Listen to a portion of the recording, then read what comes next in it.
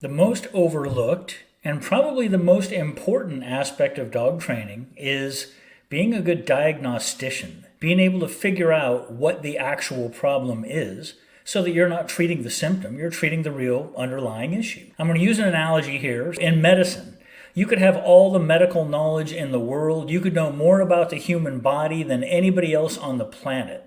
But if you're not a good diagnostician, you're never going to help anybody, because you're not going to be treating the right problem with all that knowledge.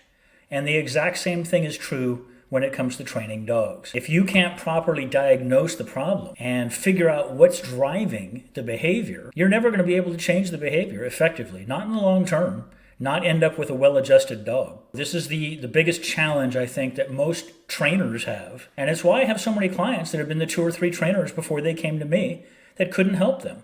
Your dog may be digging in the yard or barking all day long or jumping on people or pulling on the leash, but the underlying issue is almost always different from the behavior that you see that you want to change. Any of those things may be caused because your dog is not getting adequate physical and mental stimulation on a daily basis. It may not be a reasonable expectation to change those behaviors. You may be asking your dog to do something he's not capable of doing. Or you may be making it perfectly clear to your dog that you don't like these behaviors, and he might not take his lead from you. He might be saying, "You're not really calling the shots here, I am." That's where you want to focus your efforts.